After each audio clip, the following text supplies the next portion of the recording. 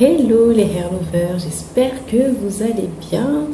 On se retrouve pour notre dernière vidéo sur la thématique du défrisage.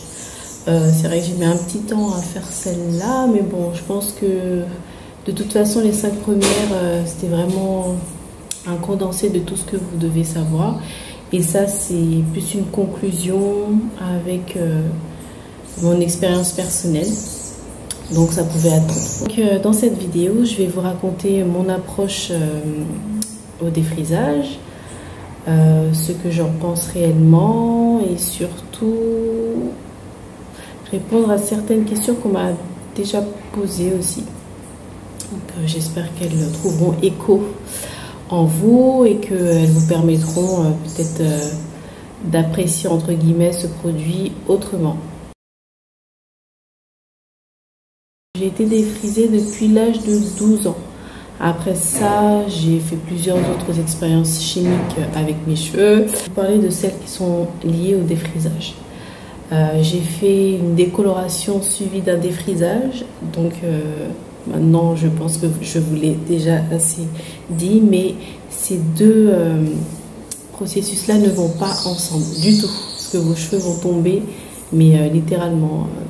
vous allez faire comme ça et avoir un amas de cheveux dans les mains, des cheveux plastiques, enfin chewing-gum que vous ne pouvez pas rattraper, qu'il faudra couper. Donc éviter décoloration plus défrisage. Ensuite, j'ai fait aussi défrisage plus lissage brésilien et lissage botox. Au début, c'était bien. Les 4, 5, même jusqu'à 6 premiers mois, c'était bien.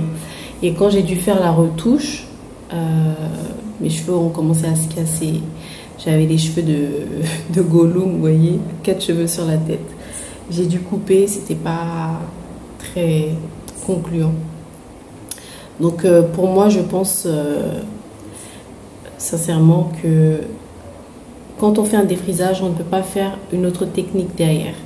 Donc choisissez, soit vous défrisez vos cheveux, soit vous faites un lissage brésilien, soit vous faites une décoloration, soit vous faites...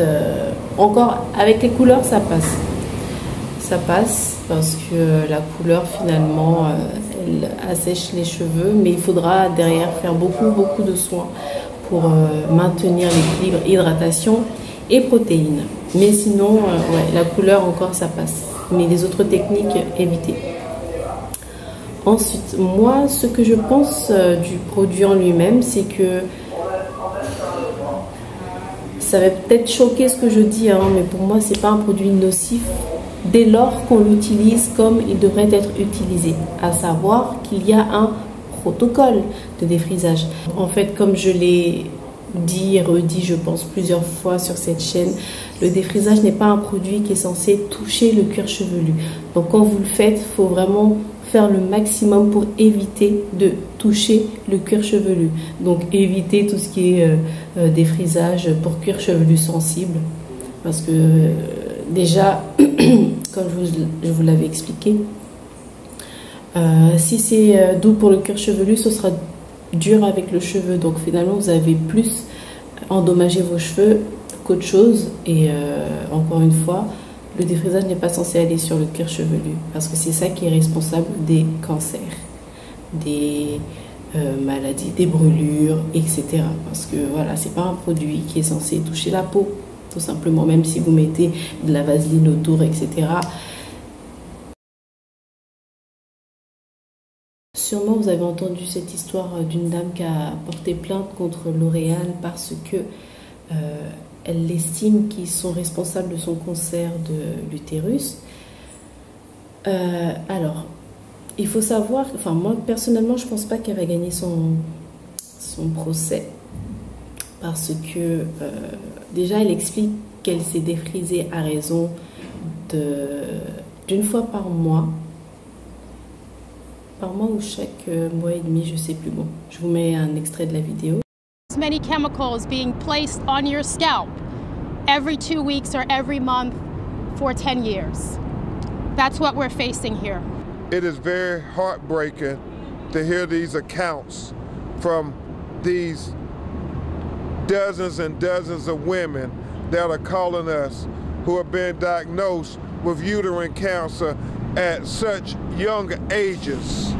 Mitchell's attorneys refer to a new study from the National Institutes of Health that found an association between uterine cancer and using relaxers, which may impact more African American women. Parce que dans les boîtes de défrisage, vous avez quand même une notice et il me semble que même à l'époque, on préconisait de défriser les cheveux tous les 2 mois ou tous les 3 mois en fait, quand vous avez quand même assez de repousse. Déjà, rien que ça, elle n'a pas respecté le protocole.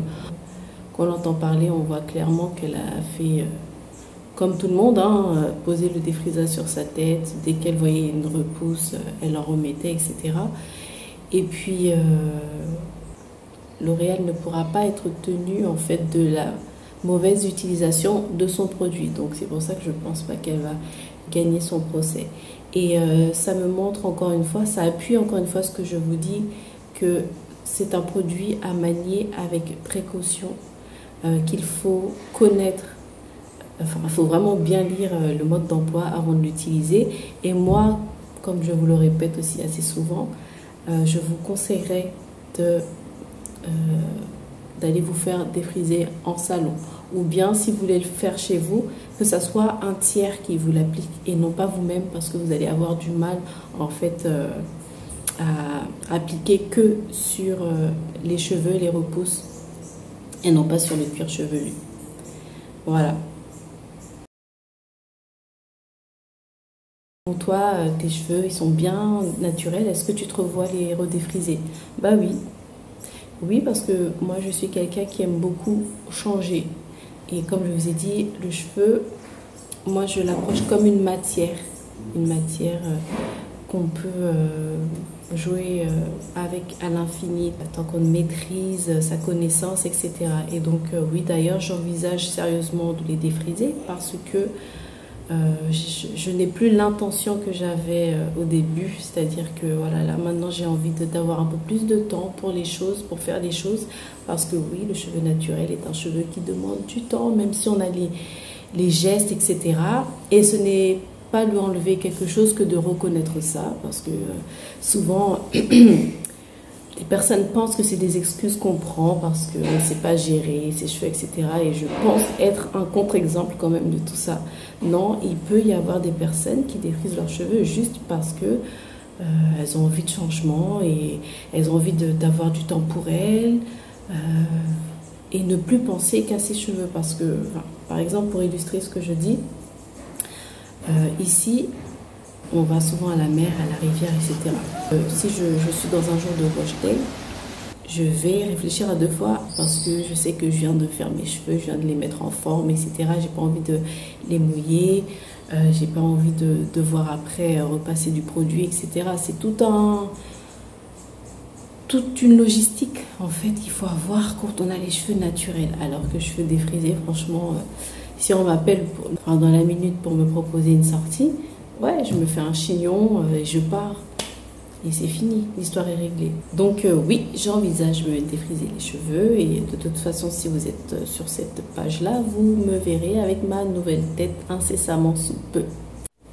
Alors, on m'a souvent aussi posé cette question. Mais toi, tu es naturel, pourquoi tu défends autant les défrisés? Parce que déjà, moi, je comprends pas ce délire. On n'est pas en guerre les unes contre les autres. C'est pas naturel contre défrisé. Parce que déjà, moi, j'estime qu'un cheveu défrisé est un cheveu naturel dans le sens où c'est votre chevelure. Ce n'est pas quelque chose que vous avez importé, rajouté. Enfin, c'est vos cheveux, quoi. C'est juste que vous avez décidé de jouer avec la matière. Donc, pour moi... c'est même pas un sujet en fait, c'est même pas un débat. Vous avez les cheveux défrisés, ok, juste que j'espère que vous savez dans quoi vous vous engagez quand vous avez les cheveux défrisés. C'est un cheveu qui va nécessiter des soins, une routine particulière, etc. Tout comme un cheveu naturel est un cheveu qui nécessite plus de temps, qui nécessite de l'intention et surtout une certaine connaissance. Voilà. Donc c'est pour ça que pour moi, tout est une question de connaissance. Si vous connaissez vos cheveux dans leur nature crépue, texturée.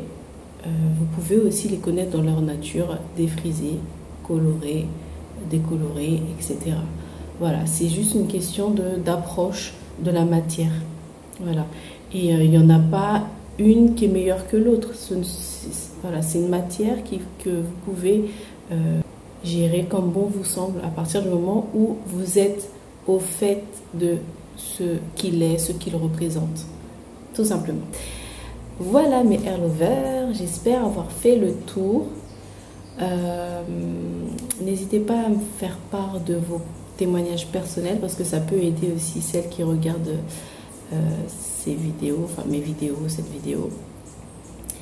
Et puis voilà, le but c'est vraiment de nous encourager à l'amour de soi, parce que l'amour de soi ne doit pas dépendre d'être naturel ou défrisé, mais d'être en bon terme avec soi-même déjà, dans la tête et dans le corps. Et après, enfin bref, vous savez déjà ma philosophie à ce sujet. Voilà, donc n'hésitez pas à partager cette vidéo, à la liker et à commenter. Et puis je me ferai un plaisir de venir vous répondre en commentaire et d'échanger avec vous. Voilà mes hair lovers, je vous souhaite une bonne journée et à bientôt.